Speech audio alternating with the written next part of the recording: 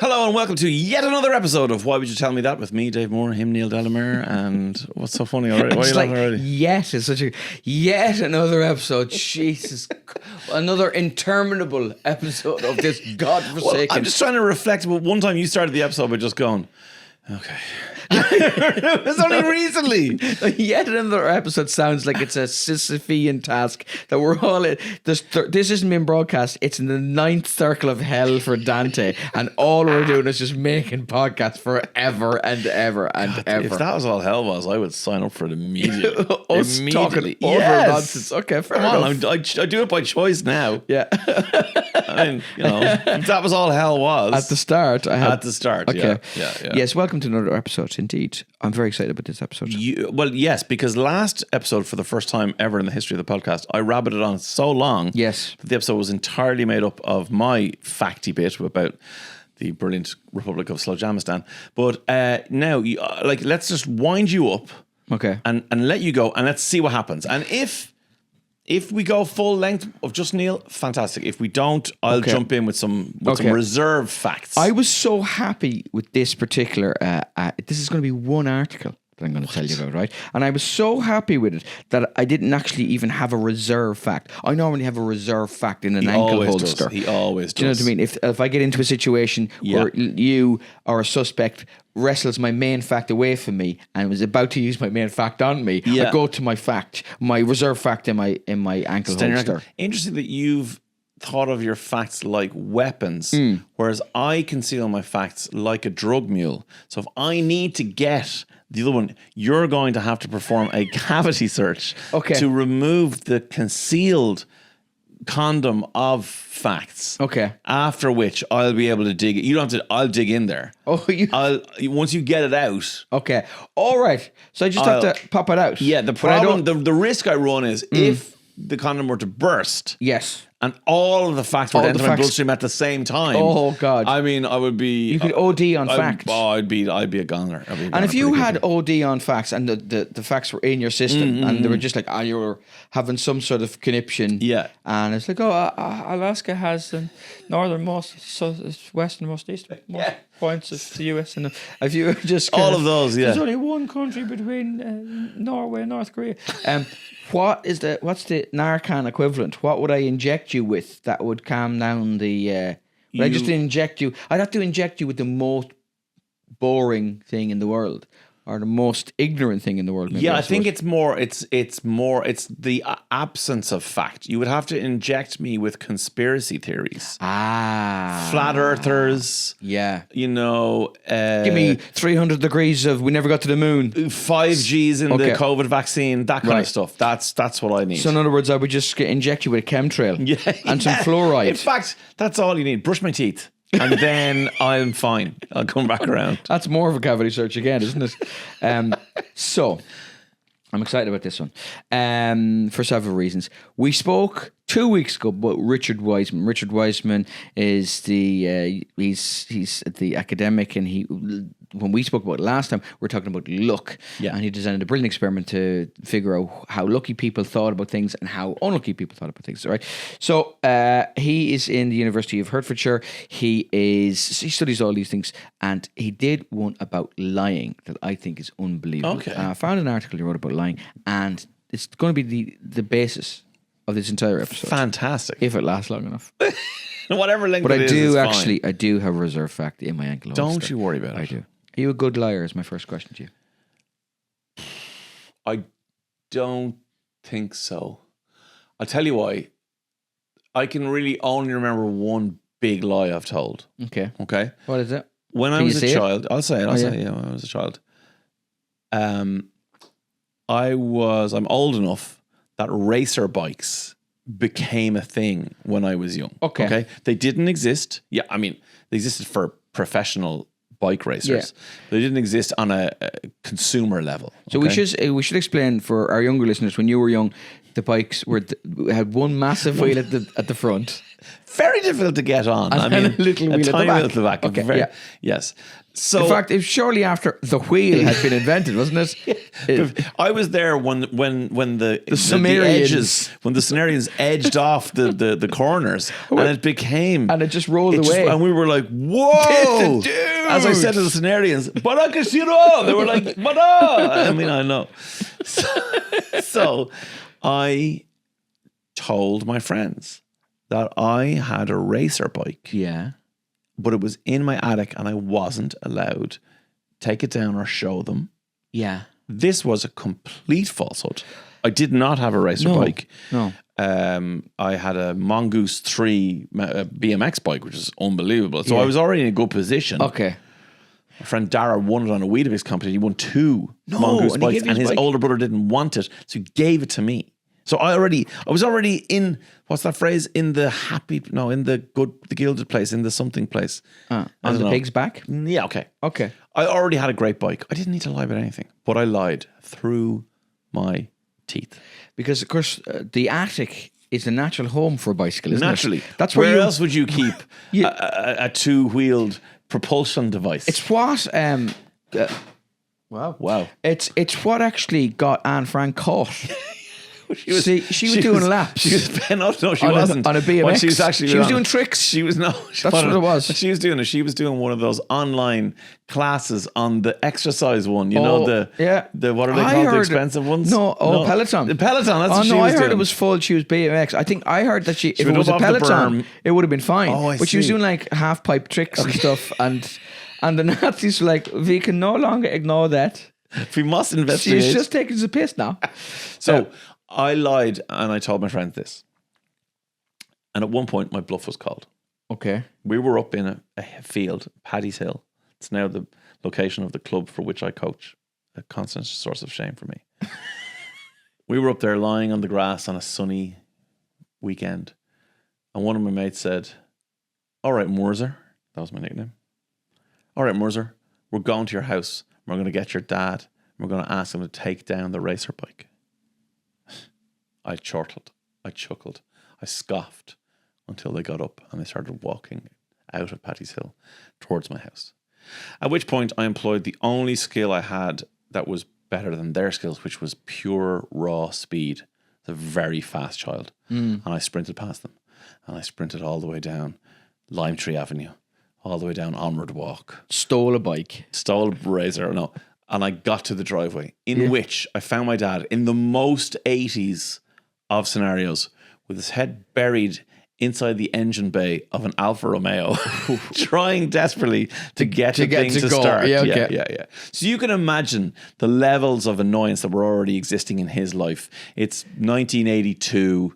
You know, unemployment is rife. Yeah. His son has come bursting into the driveway. You need to buy me a bike. No, it wasn't a bike. I didn't buy him a bike. I needed him to continue the lie for me. You were going to just draw him into the conspiracy. I was blurting out as they were running down the road. So I was like, Dad. He's like, what? I'm 7. He's like, the lad's going to come there in a second. I'm going to say that I have a racer bike in the attic. You need to say I have a racer bike in the attic. And I told him I have a racer, but I don't have a racer bike. You tell him I have a racer bike. And he's looking at me going, what are you talking about? I was like, you tell him. And he's like, no, I'm not telling anyone a lie about a racer bike. And I went, ah, and I panicked and I ran down the side passage of the house. And I thought to myself, what can I do? I know what I do. I picked up an iron rake and I ran at my friends and swiped at them until they went away. Okay. At which point... It's a level of escalation. Yes. Sorry. You're 7. Yeah. And it starts as a charming little story. You want a little bit of status amongst your friends. Yeah. I have a racer bike. And quickly devolves into villagers storming Dracula's castle. Yes. You're there with implements. Yeah. Like the lads in the 1798 rebellion were worse armed Pitchforks than you were. and hoes. I had multi-pronged rake approach. Obviously, my dad ran out after me, grabbed the thing, called after the lads. They all came back. He sat me down in front of them. I'm taking your bike off. And I'm taking your racer off you for that rake attack. If only he said that. No, he humiliated me, rightly so, in front of the lads, explained that I had no racer bike and that there had never been a racer bike and that I was simply lying, and which they all pointed and laughed. I went in and cried and went back out the next day and everything was fine. That's the way it was when you were 7. Yeah. Everything was fine the next day. Yeah. Although I object to all your friends for calling you Moorser. The nickname should not be longer than the second name. Moore would have been absolutely fine. But Moorser, get out, all of you. You deserve a belt of a rake. Okay, so you don't think you're a good liar? No. Okay. Very simple test we have. It's a great. very rudimentary test that can help determine your ability to lie, right? So, you're right-handed or left-handed? I am right-handed. Right-handed. I want you to take the index finger, first finger of your dominant hand, and draw a capital letter Q on your forehead. Okay. Right. So, some people draw the letter Q in such a way that they themselves can read it. That is, they place the tail of the Q on the right-hand side of the forehead. That's what I did. Which is what you did. Okay? I did that as well. My missus did that as well. Other people draw the letter in a way that can be read by someone facing them. So the tail of the Q is on the left-hand side of the forehead. Gotcha. This quick test is a very rough measure of a concept known as self-monitoring. Okay? Right. High self-monitors tend to draw the letter Q in a way in which it could be seen by somebody else.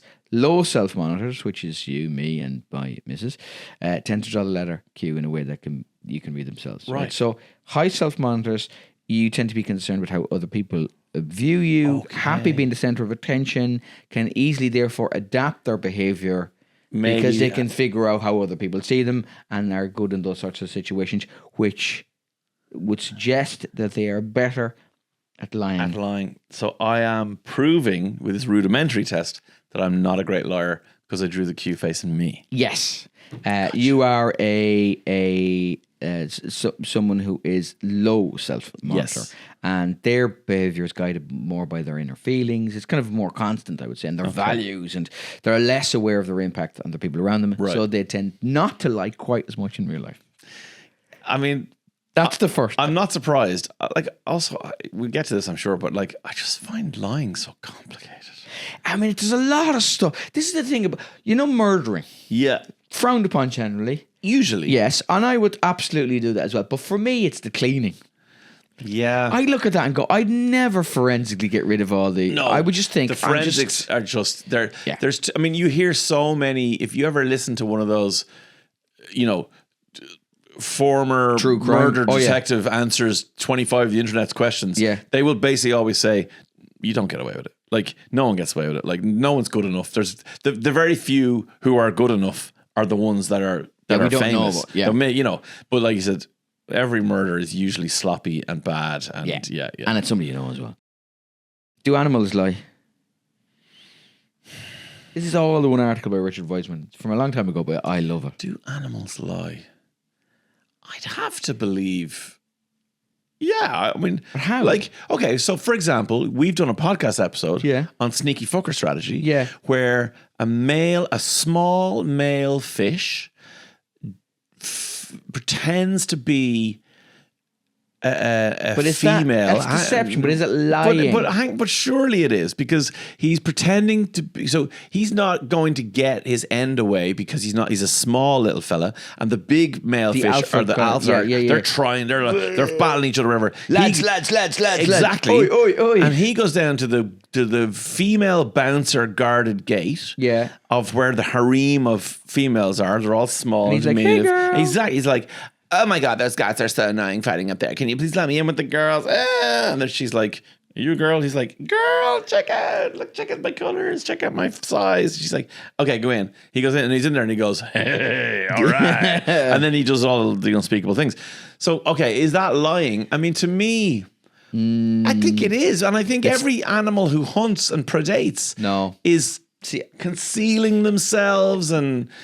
in amongst the thriller video. I thought he was a zombie, and then out of nowhere he just had claws. I just got a little bit camped there. I think that is deception rather than lying. Okay. However, in the 70s, you'll remember, Coco and Michael, which were these two lowland gorillas. Did you ever hear about these? Coco, I think, was friends with Robin Williams. Do you remember that? Oh, yes. 1970s was part of a large-scale research program exploring interspecies communication. Okay. Dr. Francine Patterson, Stanford, taught two lowland gorillas called Michael and Coco a simplified version of ASL, right, American Sign Language.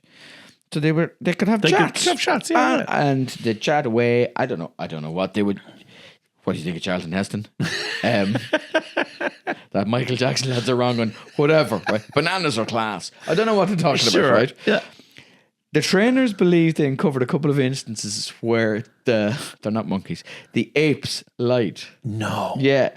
So at one point, Coco broke a toy cat, and he went, "Yeah, it was remember? Yeah. It was Michael. No, it was one of the trainers. Yeah. Oh, no, the trainer. No, one of the trainers. Oh, did that. wow. Yeah. And then in another episode, Michael ripped the jacket belonging to the trainer, and when asked who was responsible, he went, "No, Coco did that." Yeah. No, listen, Unreal. you know what he's like? He doesn't know his own strength. We gorillas. Whoa, oh God. And then the trainer went, really, Michael? And Michael changed his mind. He went, actually, Dr. Patterson did it. Yeah, it wasn't What? Coco. Sorry, got it wrong. Dr. Patterson did it. And then they went, really? And he went, it was me. Oh my God, that's incredible. Yeah, so gorillas. So I guess lie. they would be very close to us in terms of the evolutionary tree, the size of their brains relative to their bodies, and that. So there's a lot going on there. Yeah. So they're capable. Because I guess if I think about kids and raising my kids, your kids being able to lie is definitely a developmental point. Okay. Like you when they do it, as frustrating as it is for you, you have to realize that this is a milestone for them. Can you tell when they're lying? I suppose when they're very small, which is what I'm talking about, when you're kind of literally going, he told us first, whatever. Okay. Yeah, like it's really it's literally like smash play, look at you and go, it wasn't me. Like that, that's when you go, that's that milestone ticked. Now you got to start curbing the behavior. Lots of studies on children lying. Okay. Yeah. So one of the most common ones was a kid would be led into a lab and asked to face one of the walls. Okay. Then the experimenter is behind him and says, I'm going to set up this elaborate toy, right? Don't turn around and look at the toy. Yeah. And then the experimenter goes, I'm going to pop out for a little bit, right? And the child is filmed. There's cameras there. Obviously, the child doesn't know there's cameras there. And then the person doing the experiment pops back in and goes, did you peek? Almost all 3-year-olds do look. Yeah. And half of them lie. Right. That to Yeah. the experimenter. By the time the children have reached the age of 5, all of them peek and all of them lie. Yep. I knew you were going to say that. Did you know that? No, I didn't know it. No, but I you just knew I was knew gonna as say a that. parent. Okay. I knew that was what you were going to say. The results provide compelling evidence that lying starts to emerge at the moments we start to speak. Wow. Now, what's interesting is adults are shown the film of their children, their children denying they peeked at the toy, and they can't tell Whether they did if or they're not. lying or telling the truth. Yeah, I do think it's very difficult. I think it's like now I would be in a situation with my kids where like something would happen in the house and nobody did it. and you can't, like you have your suspicions, but you can't prove anything. So you have to just move on. Like, who ate all the, wasn't me. I believe you. Wasn't me. I believe you. Wasn't me. I believe you. Wasn't me. I believe you. You're like, well, one of you did it. Like, but they're each providing a compelling case as to why it couldn't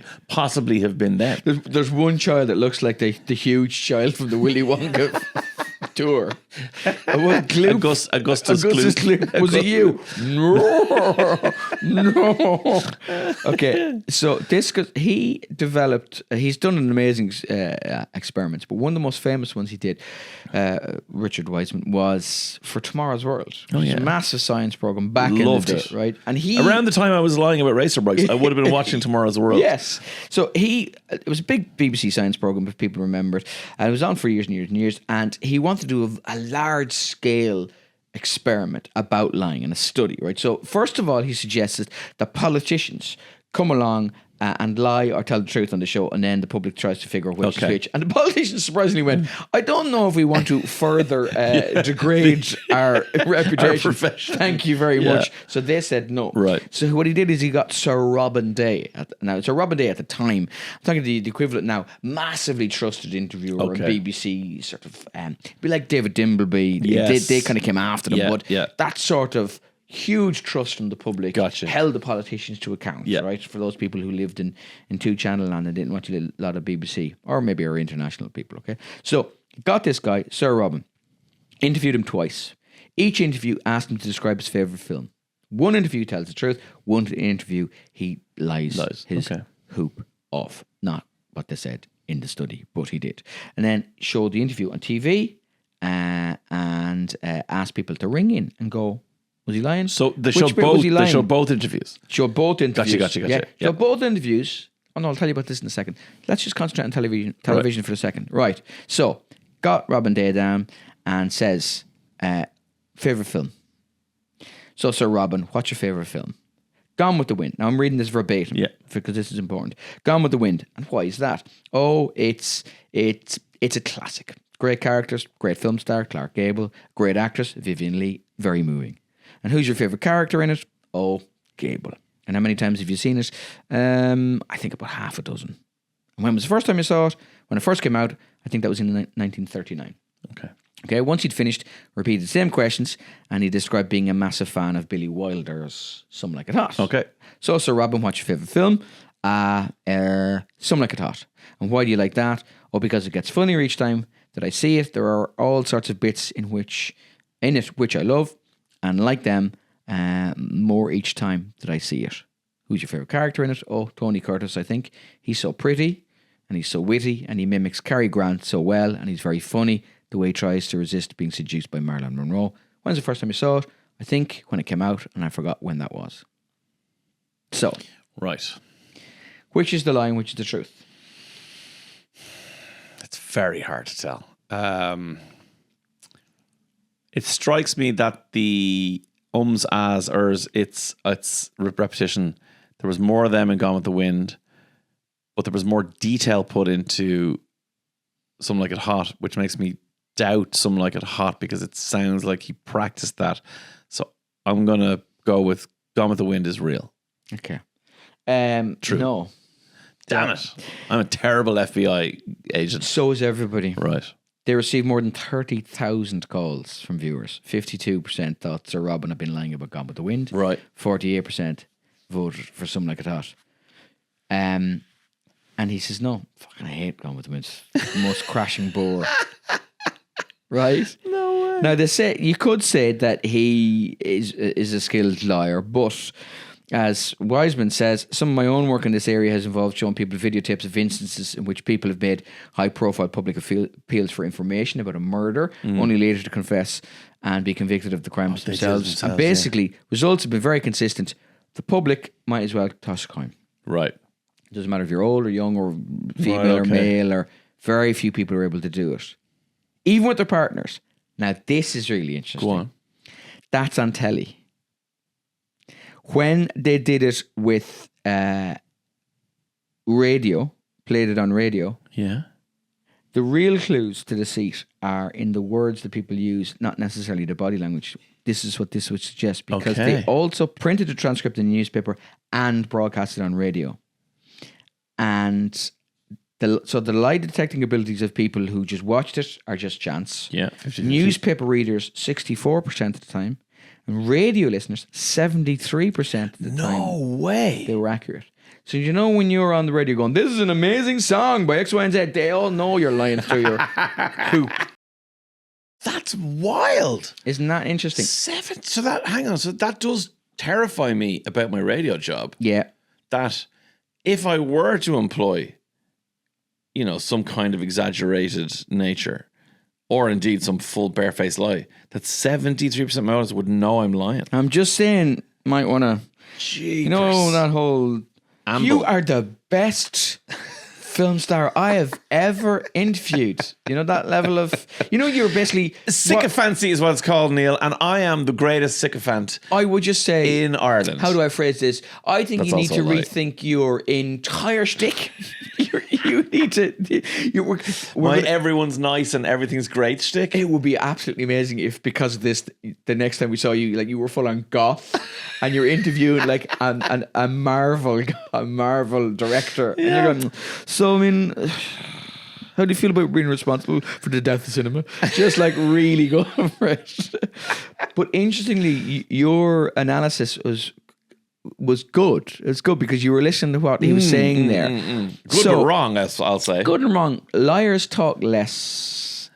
So he talked an awful lot longer. The Gone with the Wind stuff contains about 40 words, whereas the truth about Some Like It Hot was nearly twice as long. Yeah, okay. He wasn't afraid about being caught out, so therefore there's more verbose. More verbose. Gotcha. And a lot of the time, they want to psychologically distance themselves from the falsehood, so they don't say I as much. Oh, interesting. So if you look at his that's a very striking illustration of it. When he lies, he says I twice, whereas when he tells the truth, he said I 7 times. Oh wow, that's massively different. You know, it gets funny every time that I see it. All sorts of bits I love. Brilliant. Okay. See, Now, there's a CIA agent coming out in Delamere. this is amazing. So the question is there an actual a way in terms of, you know, so the suggestion is strip away all the visual clues and listen to it and read it, right? But what happens, you know, are there visual clues sometimes that you can look at and figure it out? The smile is something that people have been interested for years. And I mean hundreds of years. Yeah. Is a smile fake or is a smile real? There is a way of distinguishing a fake smile from a genuine smile. As early as the mid-1800s, French scientist named Guillaume Duchesne de Boulogne, which is William, isn't it, Guillaume, set out to develop a system for investigating which muscles are involved in different facial expressions. And you know when we cover this a lot on the show, you read about an experiment in the 1800s, you go, some poor man, it's always some poverty-stricken person dragged off the street, it's going to have unspeakable things done to them. But now, with time, it might be quite funny, right? Because we don't know him and we don't know what was done to him. But we don't condone any of this. But you know, those lads did some mental shit. Are you talking about peeling someone's skin off their face now? Or something? No, my God. not quite. But no. So he decides to photograph living subjects. Okay. Living subjects as electricity was applied directly to their faces. Right. You know what I'm going to do? I'm going to take a person who probably is in dire circumstances and I'm going to taser to their face. I'm going to taser their face, but not just for my own amusement. I'm going to take pictures of their mid-taser taser face, and I'm going to see which muscles move. Wow. After much searching, he found a participant who was willingly doing it, right? It's pretty sore as well. In an 1862 book, The Mechanism of Human Facial Expression, he's pretty mean about the person he gets as well. So not only is he electrocuting this poor dude, he's also mean to them after electrocuting them. Writing this down. Imagine this. Someone has volunteered willingly to be part of your new weird science. Your weird Frankenstein vibe. The individual I chose as my principal subject for the experiments was an old, toothless man with a thin face whose features, without being absolutely ugly, approached ordinary triviality, and whose facial expression was in perfect agreement with his inoffensive character and his restricted intelligence. Wow. He's like, I just brought a kid to the experiment. I'm just trying to help out here, man. In French. yeah. Can't remember any of them. That's okay. Je peux t'aider? Je peux t'aider? Je suis d'accord de faire l'expérience. Je suis désolé. Mon visage est offensive. So, in addition, the man had another desirable attribute, almost total facial anesthesia. So this meant that he could, this is a quote, stimulate his individual muscles with as much precision and accuracy as if I were working with a still irritable cadaver. Wow. So irritable, I would imagine, is a translation from French, I would hope. I poked the corpse and it was ratty. It's like Thierry Henry when he does that little laugh and he moves his face in a weird way that Neil can't do. No, don't do that. I'm trying to do it. Please don't he do kind of does that, doesn't he? Yeah, I can't do it. Yeah, please don't. So after taking hundreds of photographs, Duchesne uncovered the secret of the fake smile. Electricity was applied to the cheeks and the large muscles on either side of the mouth, known as the zygomatic major, pulled the corners of the lips up to create a grin. He then compared this smile with the one produced when he told his thin-faced participant a joke. I can't imagine he's the best joke teller in the world. I would imagine he's describing his facial features as offensive. Yeah. I would imagine his joke telling ability is pretty low. I can't imagine he's Bob Mortimer.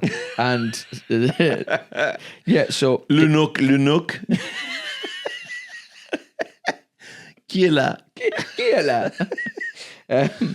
So the genuine smiles involved not only the zygomatic major, but also the. I should have read this before. I should have read this before this podcast. Orbicularis oculi muscles that run around each eye. Yeah. So, and you hear people saying they didn't smile with their eyes. Yes. In a genuine smile, these muscles tighten and pull the Okay. eyebrows down and the cheeks up. Little crinkles. They appear at the corner of your eyes. Those. He discovered that was outside the voluntary control. Okay, so if it's a real smile, that will happen. And was only put into play by the sweet emotions of the soul. Wow. So I suppose the moral of the story is people are very bad at telling lies. It's not necessarily body language. Listen to what they've said. Rather than read watch. what they've said. Yeah. Kids lie, and it seems to be connected with speaking, and sufficiently intelligent animals lie as well. Yeah, what an episode, in fairness. Yeah. I will just add one thing. Okay. Which is, I did lie about lying. Oh my God, it's a meta lie. So I did, that whole story is true about the racer bike and the rake and everything. What's not true is that I've ever enjoyed a single episode of this. And my whole appearance for the last 5 years has just been a giant lie. This is house arrest. Yeah. You've basically a tag and you have to come here for some reason. I don't know why. You just nominated somewhere halfway between Mountjoy and your own home place. And here we are. Okay. So I was trying to think what was the biggest lie I would ask you about, and I'm just trying to think of what any lies that I told or were told to me. When when I was a kid, because I was the youngest, my brothers used to lie to me. Okay. And my auntie had one of those. Do you know those? Do you remember those holographic holy pictures? Oh, yeah. So she had one with Jesus on the cross, and Jesus would be on the cross like this, and then you'd walk by it and he'd go like that. No way. Yeah, he'd do that. Stop. So he'd be like Sorry, that. for our audio listeners, Jesus has his eyes closed with his head to one side. Yeah. And then as you walk past, he turns his head and looks at you. Looks at you, yeah. And I walked by that one day, and it was a very popular thing. There was one of the Pieta, there was one of JC on the cross, and I walked by that one day in my auntie's house and said to my brothers, "Oh my God, Jesus looked at me." And I was about like 5, and my brothers went, "He doesn't look at us. We've never seen that." Oh God, that's cruel. Yeah, and I was fully convinced that Jesus I was. had. And then I brought them in and said, "Look, he's doing it." And of course, he did it. And they completely ignored it. And I was close to joining the priesthood there for a while. there. Or at the very least, getting a special on the 6-1 News where you had a moving statue, effectively. Oh my God! Effectively, you had a moving picture. I did have a moving picture. Listen, wow. We do have time for my reserve factor. Okay, excellent. Do you want to know what it is? Yeah, of course I do. I didn't do much research in it, but it is quality. I would have pitched it as Morecambe and Wise won the Second World War. Wow. That's how I would have been pitched it. Do you remember we did Operation Transformation? Do you remember we did Operation Transformation? If this is what we're left with after Operation Transformation. Do you remember we decided that before and after was too boring a way to do it, and we thought we'd do two befores and then two befores again. Yeah.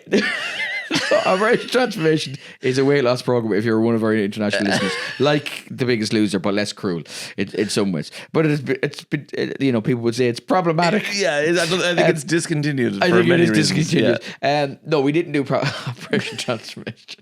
I used to have a favorite. Anyway, Operation Mincemeat. We gave recommendations on the show. Yes. One of them was Operation Mincemeat. Operation Mincemeat is a very good film with Colin Firth. It's also a brilliant musical. I'm not into musicals, but it was absolutely amazing. And it is about the genuine operation in the Second World War where the Allies, the Brits, went, we need to convince that the Germans were going to invade Italy through Sardinia. This is what we're going to try and suggest rather than Sicily, which is where we're actually going to land. So it was like counter-espionage. And they got a body. But anyway, the point was, I'm not going to go into the details because you can see them, but they wanted the Germans, so they got a body, put it in a submarine and dumped it and let the Germans find it. And the idea was that he would have pointers towards the invasion being in one place, whereas the invasion was in another place. But they had to convince the Germans that he was in London on a specific night. So they went and got theatre tickets, and they put the theatre tickets in his wallet. Pocket, yeah. And the show that they went to, one of the acts on the bill on the tickets was Morecambe and Wise. Wow. That is That is properly excellent. It's in Ben McIntyre's book. That is brilliant. I thought you'd like that.